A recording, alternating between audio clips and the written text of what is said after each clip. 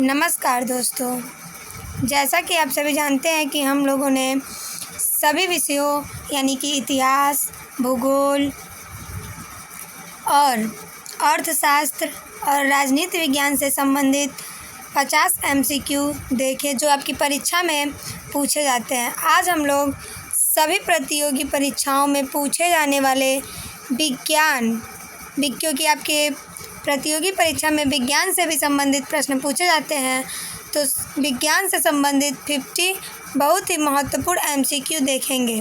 तो अगर आप चैनल पर नए हैं तो चैनल को लाइक, शेयर और सब्सक्राइब करना न भूलें।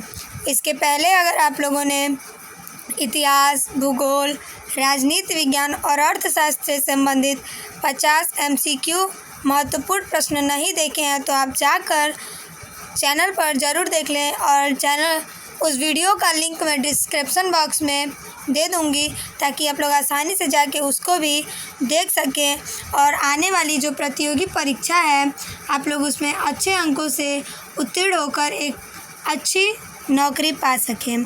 आइए देखते हैं। वीडियो पसंद आता है तो आप अपने दोस्तों को ज़रूर शेयर करें। पहला प्रश्न मैंने रखा है, प्रकाश संश्लेषण की क्रिया कब होती है? तो जो प्रकाश संश्लेषण की क्रिया होती है वह केवल दिन में होती है। दूसरा प्रश्न है, कोशिका के भीतर श्वसन का केंद्र कौन होता है? तो वह माइटोकॉन्ड्रिया होता है। तीसरा प्रश्न है, जीवन चक्र की दृष्टि से पौधे का सबसे महत्वपूर्ण अंग कौन सा है? तो जीवन चक्र की दृष्टि से पौधे का सबसे महत्वपूर्ण अंग पुष्प है। आगे देखते हैं।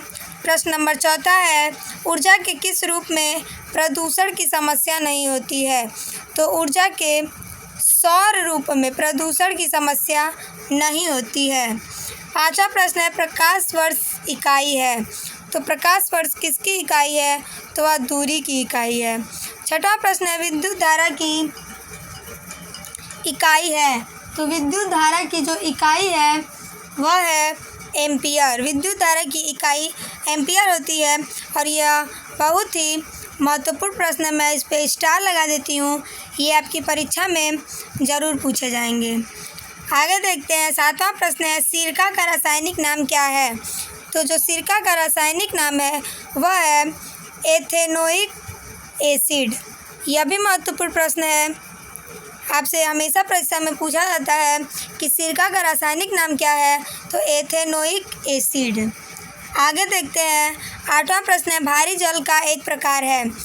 तो मंदक, जो मंदक होता है वह भारी जल का एक प्रकार है। प्रश्न नंबर 9वां है, निम्न में से कौन सी धातु बिजली की सबसे अधिक सुचालक है? तो वह जो धातु है वह चांदी है जो बिजली की सबसे अधिक सुचालक है। आइए देखते हैं। 10वां प्रश्न है, एड्स फैलता है। तो जो एड्स होता है वह कैसे फैलता है? यह शारीरिक संपर्क से एड्स फैलता है। 11 नंबर प्रश्न है, मधुमक्खी पालन का उद्देश्य क्या है? तो मधुमक्खी पालन का जो उद्देश्य है वह है शहद उत्पादन। 12 नंबर प्रश्न है, कौन सा विटामिन आँखों के लिए महत्वपूर्ण है? तो वह होता है विटामिन ए। आगे देखते हैं। आलू किस कुल से संबंधित है? यह भी हर बार परीक्षा में पूछा जाता है। कुल जो होता है मतलब किस कुल से संबंधित है, यहाँ से प्रश्न आपकी परीक्षा में बनते हैं। तो जो आलू है वह सोलेनेसी कुल से संबंधित है। 14 नंबर प्रश्न है, चंदन के पेड़ को क्या माना जाता है? तो जो चंदन के पेड़ को माना जाता है वह माना जाता है आंशिक मूल परजीवी। 15 नंबर प्रश्न है, मूंगफली का वानस्पतिक नाम क्या है? तो मूंगफली का वानस्पतिक नाम है एरेकिस हाइपोजिया। 16 नंबर प्रश्न देखते हैं, प्रकाश संश्लेषण का प्रथम स्थिर यौगिक क्या है? तो वह होता है फास्फोग्लिसरिक अम्ल। आगे देखते हैं। 17 नंबर प्रश्न है, श्वसन मापन का यंत्र क्या कहलाता है? तो जो श्वसन मापन का यंत्र कहलाता है वह रेस्पिरोमीटर कहलाता है। 18 नंबर प्रश्न है, घोंघे द्वारा परागण कहलाता है। तो जो घोंघे द्वारा परागण कहलाता है वह कहलाता है मेलेकोफिली। 19 नंबर प्रश्न है, वृक्षों की आयु किस प्रकार निर्धारित की जाती है। तो जो वृक्षों की आयु है वह वार्षिक वलयों की संख्या के आधार पर निर्धारित की जाती है। 20 नंबर प्रश्न है, नेत्रदान में दाता की आँख का कौन सा भाग उपयोग में लाया जाता है? आप सभी को पता होगा, रेटिना। नेत्र में सबसे अधिक महत्वपूर्ण कार्य जो करता है वह रेटिना करता है। 21 नंबर प्रश्न है, कौन सा पौधा भूमि के नीचे फल देता है? तो वह मूंगफली है। 22 नंबर प्रश्न देखते हैं, शरीर में कार्बोहाइड्रेट का संग्रह किस रूप में होता है? तो वह होता है ग्लाइकोजन। शरीर में कार्बोहाइड्रेट का संग्रह ग्लाइकोजन के रूप में होता है। 23 नंबर प्रश्न है, मछलियों के यकृत तेल में किस विटामिन की प्रचुरता होती है? तो वह होती है विटामिन डी। 24 नंबर प्रश्न है, पेट में भोजन को पचाने के लिए किसकी आवश्यकता होती है? तो वह एंजाइम की। पेट में भोजन को पचाने के लिए एंजाइम की बहुत ही आवश्यकता होती है। 25 नंबर प्रश्न है, कार्बन का सर्वाधिक शुद्ध रूप क्या है? तो वह होता है हीरा। कार्बन का सर्वाधिक शुद्ध रूप हीरा होता है। 26 नंबर प्रश्न है, मानव शरीर में सबसे अधिक मात्रा में पाया जाने वाला तत्व कौन सा है?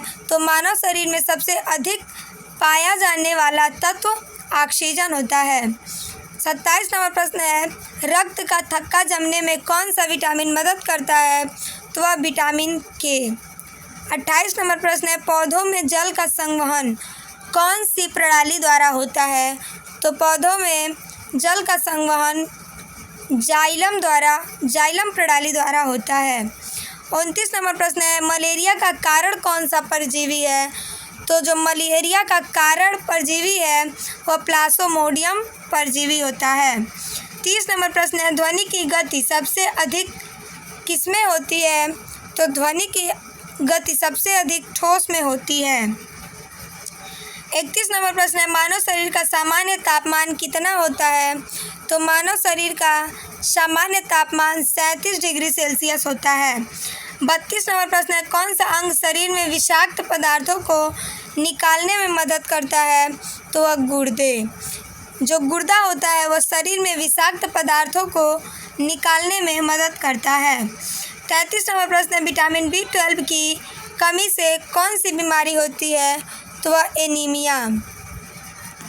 34 नंबर प्रश्न है, पौधों के लिए आवश्यक मैक्रो न्यूट्रिएंट्स कौन से हैं?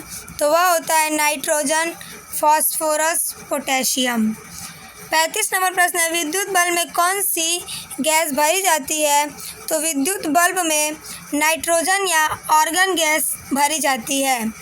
36 नंबर प्रश्न है, मानव शरीर में सबसे बड़ी ग्रंथि कौन सी है? तो मानव शरीर में सबसे बड़ी ग्रंथि यकृत होती है। आगे देखते हैं, कौन सा विटामिन त्वचा के लिए महत्वपूर्ण होता है? तो वह विटामिन डी होता है। 38 नंबर प्रश्न है, मस्तिष्क का कौन सा भाग संतुलन और समन्वय के लिए जिम्मेदार होता है? तो मस्तिष्क का सेरेबेलम भाग जो होता है वह संतुलन और समन्वय के लिए जिम्मेदार होता है। 39 नंबर प्रश्न है, रक्तचाप मापने के लिए कौन सा उपकरण उपयोग किया जाता है? तो वह होता है स्फिग्मोमैनोमीटर।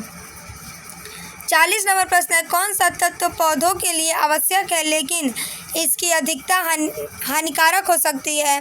तो वह नाइट्रोजन होता है। नाइट्रोजन तत्व जो होता है वो पौधों के लिए आवश्यक है, लेकिन जब यह अधिक हो जाएगा तो हानिकारक भी हो सकती है। 41 नंबर प्रश्न है, कौन सा हार्मोन रक्त शर्करा के स्तर को नियंत्रित करता है? तो वह होता है इंसुलिन।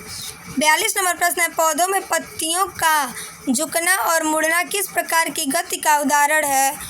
तो पौधों में पत्तियों का झुकना और मुड़ना न तो द्विविध गति प्रकार की गति का उदाहरण है। 43 नंबर प्रश्न है, मानव शरीर में सबसे अधिक रक्त प्रवाह किस अंग में होता है? तो मानव शरीर में सबसे अधिक रक्त प्रवाह यकृत जो अंग है उसमें होता है। 44 नंबर प्रश्न देखते हैं, कौन सा विटामिन तंत्रिका तंत्र के लिए महत्वपूर्ण है? तो वह विटामिन B12। जो विटामिन B12 है वह तंत्रिका तंत्र के लिए महत्वपूर्ण है। 45वां प्रश्न है, ध्वनि तरंगे किस प्रकार की तरंगे होती हैं? तो वह अनुदैर्ध्य तरंगे होती हैं। 46वां प्रश्न है, मानव शरीर में कौन सा अंग ऑक्सीजन और कार्बन डाइऑक्साइड के आदान प्रदान के लिए जिम्मेदार है? तो वह होता है फेफड़े। 47वां प्रश्न है, कौन सा तत्व पौधों की वृद्धि के लिए आवश्यक है और मिट्टी में इसकी कमी से पौधों की वृद्धि प्रभावित होती है? तो वह होता है नाइट्रोजन। आगे देखते हैं 48वां प्रश्न है, विद्युत धारा के प्रवाह के लिए कौन सा पदार्थ सबसे अच्छा सुचालक है? तो वह चांदी। 49वां प्रश्न है, मानव शरीर में रक्त का pH मान कितना होता है? तो 7.35 से 7.45 तक मानव शरीर में रक्त का pH मान होता है। 50वां और अंतिम प्रश्न है, कौन सा अंग शरीर में अतिरिक्त जल को निकालने में मदद करता है? तो वह गुर्दे। जो गुर्दा होता है वो अंग शरीर का यह अंग है जो अतिरिक्त जल को निकालने में मदद करता है, वो गुर्दा होता है। इस प्रकार मैंने आप लोगों को सभी प्रतियोगी परीक्षाओं में पूछे जाने वाले विज्ञान से संबंधित 50 बहुत ही महत्वपूर्ण MCQ करवाए। आप लोग वीडियो को पूरा ज़रूर देखें और वीडियो पसंद आता है तो आप अपने दोस्तों को भी ज़रूर शेयर करें, और अगर आप चैनल पर नए हैं तो चैनल को लाइक, शेयर और सब्सक्राइब करना न भूलें। आपके सभी प्रतियोगी परीक्षाओं में इतिहास, भूगोल, राजनीति विज्ञान यानी कि समाज, संविधान से और अर्थशास्त्र से और विज्ञान से संबंधित प्रश्न पूछे जाते हैं। तो उससे संबंधित मैंने 4 वीडियो और बनाए हुए हैं, डिस्क्रिप्शन बॉक्स में लिंक दे दूँगी ताकि आप लोग जाके आसानी से उस वीडियो को भी देख सकें। मिलते हैं अगले वीडियो में। नमस्कार।